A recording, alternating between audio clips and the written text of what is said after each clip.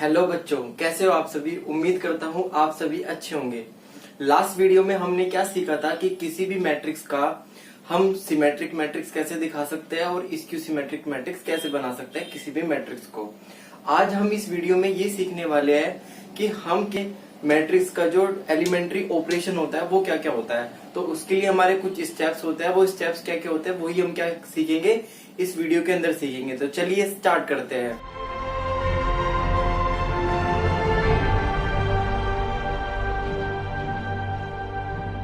अगर मैं elementary operation of a matrix की बात करूं तो ये हमारा क्या होता है, एक ट्रांसफॉर्मेशन होता है।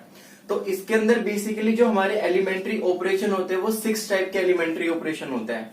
पर अगर बेसिकली देखा जाए तो हमारे 3 टाइप के ही होते हैं। जैसे अगर मैं आपसे बात करूं कितने टाइप के होते हैं, मेरे 6 एलिमेंट्री ऑपरेशन होते हैं। कितने? अब वो 6 एलिमेंट्री ऑपरेशन जो होते हैं वो कौन कौन से होते हैं? 3 तो मेरे रो के होते हैं और 3 मेरे किसके होते हैं? कॉलम के होते हैं। तो मैं ये कह सकता हूं यहाँ पर कि 3 एलिमेंट्री ऑपरेशन किसके हो गए? रो के हो गए। और 3 किसके हो गए? कॉलम के हो गए। तो मिला के टोटल कितने हो गए? 6 हो गए। तो हमें कितने पढ़ने हैं? हमें क्या करना है कि हमें 3 ही पढ़ने हैं। तो हम वो कॉलम में भी यूज कर सकते हैं और रो में भी यूज कर सकते हैं। अगर कोई एलिमेंट्री ऑपरेशन हम कॉलम को लेकर चल रहे हैं तो हम कॉलम को ही लेकर चलेंगे। अगर रो कर लेकर चल रहे हैं तो हम क्या करेंगे? रो को ही लेकर चलेंगे। तो सबसे पहले हम इसके अंदर बात देखेंगे कि हमारा जो एलिमेंट्री ऑपरेशन होता है वो क्या होता है। हम सबसे पहले पढ़ेंगे व्हाट, कि ये है क्या। फिर इसके बाद हम बात करेंगे कहाँ ये अप्लाई होगा और कैसे कैसे अप्लाई होगा। तो वो हम क्या करेंगे? बाद में देखेंगे। तो सबसे पहले हम देख लेते हैं एलिमेंट्री ऑपरेशन क्या क्या है। तो इसके अंदर 6 एलिमेंट्री ऑपरेशन होता है। 3 मेरे किसके होते हैं? रो के ऑपरेशन होते हैं और 3 कॉलम के होते हैं। तो मैं पहले ऑपरेशन की बात करता हूं। जो मेरा पहला ऑपरेशन है, पहला ऑपरेशन ये है कि interchange of any 2 rose or column. तो ये क्या है? मेरा पहला ऑपरेशन है कि इंटरचेंज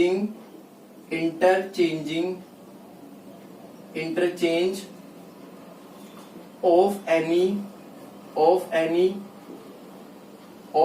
2 रोज और कॉलम्स। तो इसका मतलब क्या है? जैसे मैंने आपसे कहा कि interchange of any 2 rose or column, मैं आपस में कोई भी 2 रो या कॉलम क्या कर सकता हूं? चेंज कर सकता हूं। हम एक एग्जांपल के थ्रू समझ लेते हैं। मैंने आपसे कहा कि लेट अस सपोज मेरा कोई क्या है, ये कोई मैट्रिक्स है जो क्या है 1 2 कितना है 3 और कितना 4।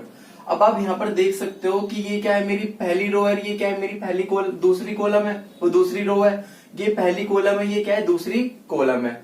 तो ये कितने ऑर्डर की मैट्रिक्स है? 2 इंटू 2 की ऑर्डर की मैट्रिक्स है कि जिसके अंदर 2 रो और 2 क्या हो? कॉलम हो। अब हम बात करते हैं interchange of any 2 rose or column. तो यहाँ पर क्या है कि मैं इसके अंदर क्या कर सकता हूँ कि मैं पहली रो को दूसरी कॉलम से, दूसरी रो से क्या कर सकता हूँ? इंटरचेंज कर सकता हूँ। तो ये क्या है? मेरी R1 है और ये क्या है? मेरी R2 है। तो मैं R1 को R2 से क्या कर सकता हूँ? इंटरचेंज कर सकता हूँ। तो मैंने यहाँ पर क्या लिखा? R1 इंटरचेंज कितना? R2। तो जब मैं इसको लिखूंगा तो लिखने का तरीका क्या होगा मेरा यहाँ पर कि जो मेरी पहली रो थी वो दूसरी रो बन जाएगी। तो यहाँ क्या होगा? 3 और 4, यहाँ कितना आ जाएगा? 1 और कितना 2। तो यही क्या था मेरा? Interchange of any 2 rose or column. तो इसी के अंदर ये मैंने किसकी बात करी? रोज की बात करी। ऐसी मैं किसकी बात कर सकता हूँ? कॉलम की बात कर सकता हूँ। तो अब इसके अंदर देख लो कि जो ये मेरी क्या है, ये पहली कॉलम है, ये आपको C1 दिख रही है और ये क्या है? C2 है। तो मैं C1 को C2 से भी क्या कर सकता हूँ? इंटरचेंज कर सकता हूँ। मतलब आपस में एक दूसरे को चेंज कर सकता हूँ। तो यहाँ पर मैंने लिखा C1 इंटरचेंज कितना? C2। तो इसका जो आंसर आएगा वो कितना आएगा? इसको मैंने इससे रिप्लेस कर दिया। तो यहाँ कितना आया? 2 कितना 4 और कितना 1 और कितना 3। तो यही क्या था हमारा? Interchange of any 2 rose or column. अब हम आगे बढ़ते हैं। तो क्या कहती है हमारी कि multiplication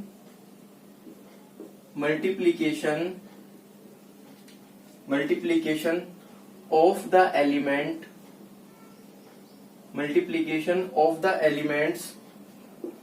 of any rows or column by non zero. अब मुझे क्या करना है यहाँ पर, नॉन जीरो नंबर। अब मुझे क्या करना है कि multiplication of the element of any rows or column by non zero element, कि मैं किसी भी रो या कॉलम में क्या कर सकता हूँ, किसी नॉन जीरो नंबर की क्या कर सकता हूँ, मल्टीप्लाई कर सकता हूँ।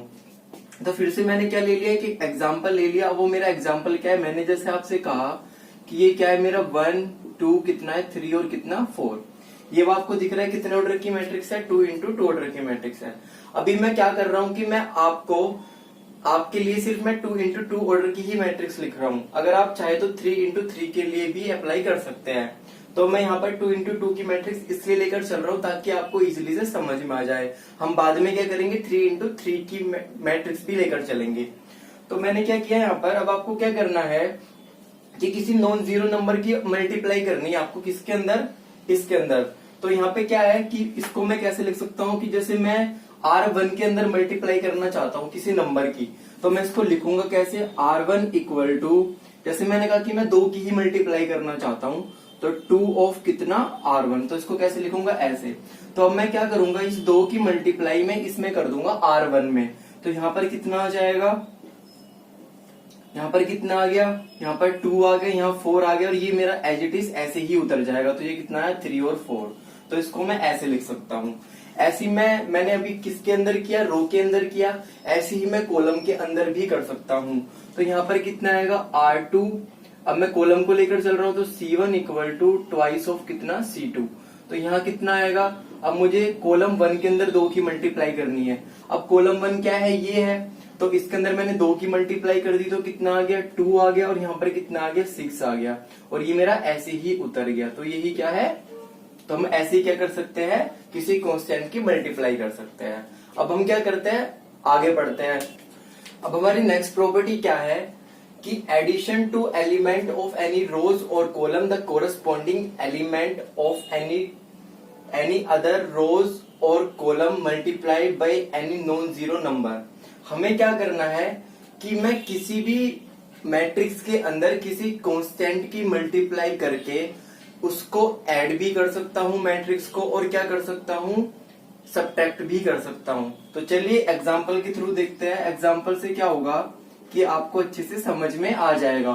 तो मैंने क्या किया, मैंने एक एग्जांपल लिया, मैंने आपसे कहा, फिर से मैं एग्जांपल ले लेता हूं, 1 2 कितना 3 और कितना 4, ताकि आपको समझ में आ जाए।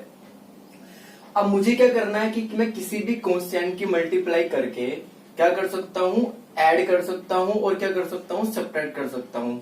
अगर मैं आपसे बेसिकली बात करता हूँ कि जैसे मैंने आपसे कहा कि ये कोई मेरी क्या है, मैट्रिक्स है।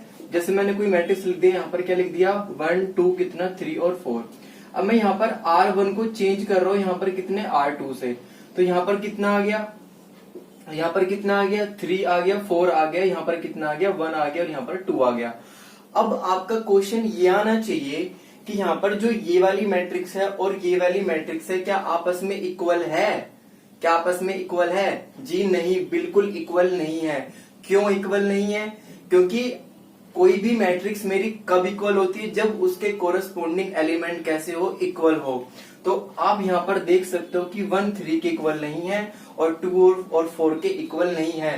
तो ये वाली जो मैट्रिक्स होगी ये आपस में कैसी होगी, इक्वल नहीं होगी। तो मतलब अगर मैं R1 को R2 से क्या कर देता हूँ, रिप्लेस कर देता हूँ, तो रिप्लेस करने से पहले और रिप्लेस करने के बाद जो मेरी मैट्रिक्स होगी वो इक्वल नहीं होगी।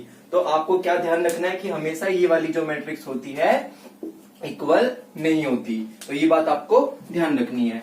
अब हम बात कर रहे थे यहाँ पर किसकी, कि addition of element of any rows or column the corresponding element of any other rows or column multiplied by any non zero number, कि किसी भी मैट्रिक्स के अंदर किसी कांस्टेंट की मल्टीप्लाई करके कोई भी दो रो या कॉलम को क्या कर सकता हूँ, ऐड कर सकता हूँ। तो यहाँ पर क्या है कि मैंने क्या किया कि मैं R1 के अंदर चेंज करना चाहता हूँ। ये मेरी R1 है और ये क्या है, मेरी R2 है। ये क्या है, मेरी C1 है और ये क्या है, मेरी C2 है। अब मैं क्या करना चाहता हूँ कि मैं R2 के अंदर किसी कांस्टेंट की मल्टीप्लाई कर देता हूँ, और उसकी मल्टीप्लाई करने के बाद मैं इस वाली रो को इसके साथ जोड़ देता हूँ। तो उसको लिखने का तरीका क्या होगा, मतलब मैं R1 में चेंज करना चाहता हूं तो यहाँ पे कैसे लिखूंगा, R1 equal to R1 plus कितना 2 ऑफ कितना R2। मैंने क्या किया, किसी नॉन जीरो नंबर की क्या करी, मल्टीप्लाई कर दी, और मल्टीप्लाई करने के बाद क्या कर दिया, R1 और R2 को एक कर दिया, ऐड कर दिया।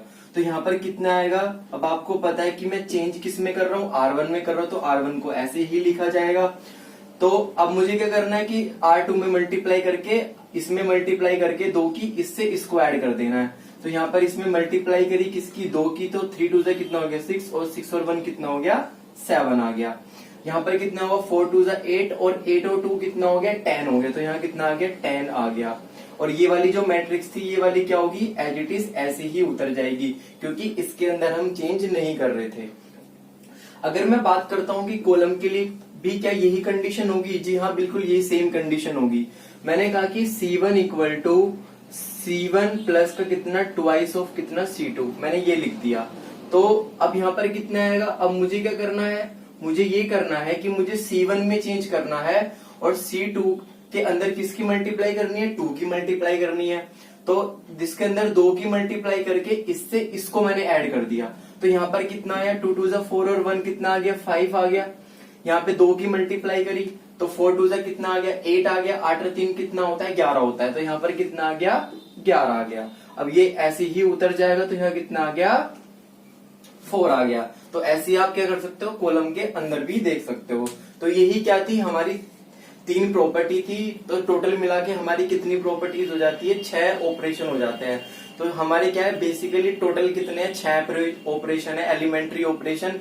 और वो 6 ऑपरेशन कौन कौन से हैं, 3 तो मेरे किसके हैं, रो के हैं, और 3 किसके हैं, कॉलम के हैं। तो मैं अब आपको यहाँ पर क्या कर देता हूँ, एक रिव्यू दे देता हूँ कि जो हमारा रिव्यू है वो क्या है, कि हमने पूरे इसके अंदर क्या क्या पढ़ा है। तो पहला हमारा ये